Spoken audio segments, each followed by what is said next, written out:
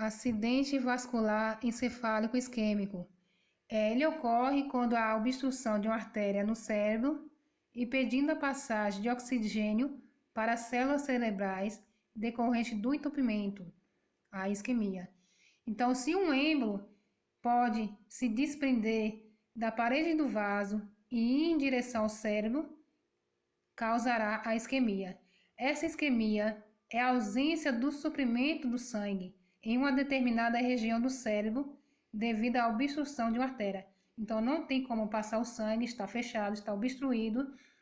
Então não tem como ofertar aquele suprimento sanguíneo naquela região. Como vocês podem ver no slide, a obstrução acontece devido à trombose e à embolia.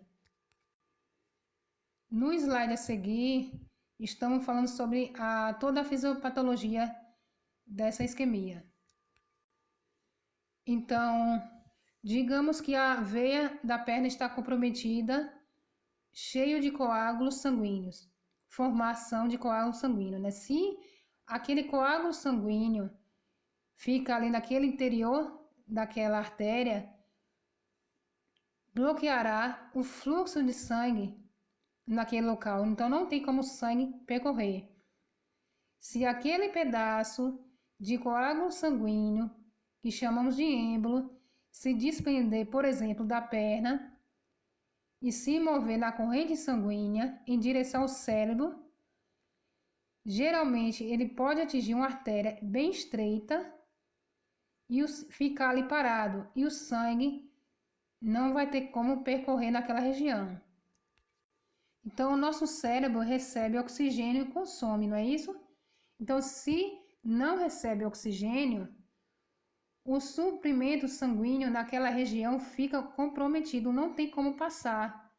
Então, vai ocorrer naquele local uma lesão, um déficit neurológico. As células, né, geralmente vão morrer naquela região e a parte do corpo vai ficar afetada, vai ficar comprometida. Bom, agora a gente vai falar sobre os principais fatores para o acidente vascular isquêmico.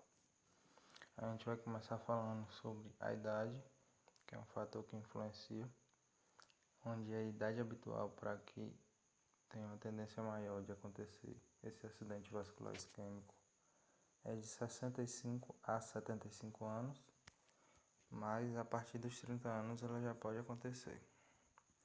Outro fator que também influencia é que seja do sexo masculino, mas pelo descaso mesmo que os homens têm mais com a saúde. O histórico familiar também influencia, já que se alguém de sua família já sofreu um acidente vascular isquêmico, seja uma avó, um tio, uma tia, você também vai ter mais tendência. Podemos citar também a hipertensão arterial. Quando a pressão ela está elevada, ela pode lesionar os vasos sanguíneos do cérebro e assim causar um acidente vascular isquêmico. O tabagismo também, já que o cigarro lesa a camada interna dos vasos, deixando tubos sanguíneos mais estreitos e acelera o aparecimento de placa de gordura. Aí vem o sedentarismo, que tem como desdobramento natural o acúmulo de calorias pelo corpo, que pode gerar algumas doenças que são agravantes para que aconteça o acidente vascular isquêmico, como hipertensão, como diabetes. O diabetes é mais pelo fato de que ela faz subir o risco de lesões nos vasos sanguíneos. Aí vem o uso abusivo do álcool. O uso abusivo de álcool faz com que as artérias fiquem mais apertadas e elas fiquem também mais rígidas. Outro fator é o colesterol alto, que o LDL, que é popularmente conhecido como colesterol ruim, acaba criando placas que obstruem os vasos. Mais um fator, a dislipidemia, que eleva os níveis de gordura no sangue. Os contraceptivos, que são os anticoncepcionais de mulheres, que a partir do momento que elas começam a tomar esses anticoncepcionais por muito tempo, ela tem mais chance de desenvolver uma trombose venosa.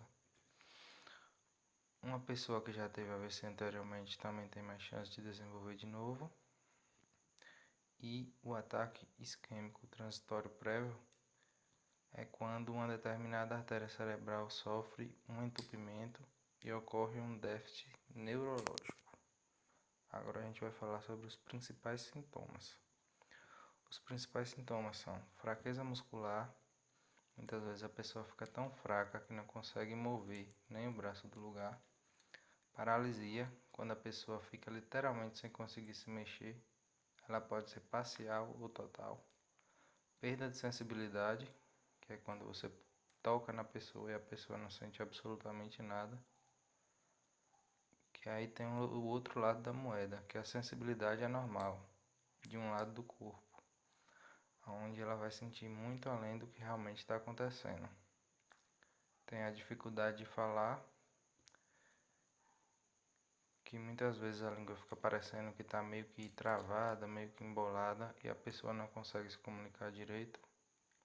A pessoa pode ter também confusões, não reconhecer onde está, nem o que está acontecendo, por exemplo.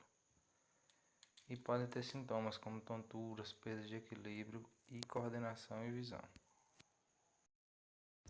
Olá, vou falar sobre os 5 tipos de AVI, acidente vascular isquêmico. Primeiro tipo, acidente vascular encefálico isquêmico lacunar, ocorre quando um trombo é formado em um pequeno vaso devido a uma inflamação chamada lipohialinólise. É comum em pessoas que têm fatores de risco vasculares, como a hipertensão. AVE isquêmico aterotrombótico.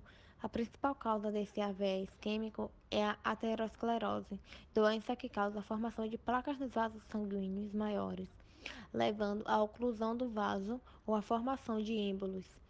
É ocasionado, assim como no lacunar, pela presença de fatores de riscos vasculares. AVE isquêmico cardioembólico. Esse tipo de AVE isquêmico ocorre quando o êmbolo causador do derrame parte da parte do coração, no geral decorrente de doenças cardiovasculares.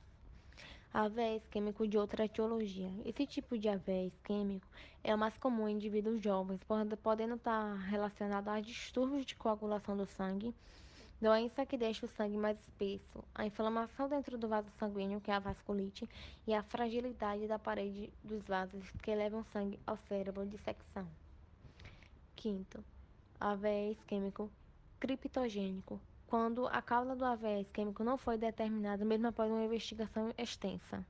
Irei dar continuidade com o prognóstico. Durante a recuperação de um paciente com AVC isquêmico, ele precisa de muita fisioterapia, fonoaudiólogo, tudo direitinho, porque normalmente um paciente com AVC isquêmico, um lado do corpo fica paralisado, então precisa da fisioterapia para poder fazer esses exercícios certinhos. Tem os espasmos musculares também, tem problemas com a fala, por isso que precisa do fonoaudiólogo. Eles começam a aprender a falar novamente, digamos assim, porque nem todos perdem diretamente a fala, alguns começam a falar embolado. E precisa também do fonoaudiólogo para ver como está a questão da deglutição, porque também afeta. Normalmente a alimentação tem que ser um pouco mais pastosa, assistida pela equipe de enfermagem, tudo certinho, porque a qualquer engasgo pode piorar o quadro do paciente. E existem também os problemas de memória, que também existe. Normalmente esses pacientes, eles não lembram do que aconteceu anteriormente, ou começam a falar coisa com coisa, ou lembra do passado, ou vê pessoas que não existem mais. E também tem os problemas com a bexiga e intestino, eles não controlam. O diagnóstico clínico é feito através do exame físico e da anamnese e é confirmado pelo déficit de consciência de início súbito. Os cuidados clínicos de emergência utilizados quando um paciente chega ao hospital são: colocar a pessoa deitada, exceto se ela estiver vomitando, verificar os sinais vitais como pressão arterial e temperatura, checar a glicemia, colocar acesso venoso no braço que não estiver paralisado, determinar o horário de início dos sintomas por meio de um questionário feito ao paciente ou ao acompanhante, administrar oxigênio caso essa pessoa esteja precisando. O diagnóstico laboratorial é realizado por meio de exames de imagem, que possibilitam constatar a área do cérebro afetada e o tipo de acidente cerebral. A tomografia computadorizada é o procedimento de imagem mais utilizado para diagnosticar o AVC isquêmico. Também temos a ressonância magnética crânioencefálica, checagem de glicemia, eletrólitos séricos, ureia sérica e creatinina, enzimas cardíacas, eletrocardiograma, raio-x de tórax e o hemograma. Tratamento.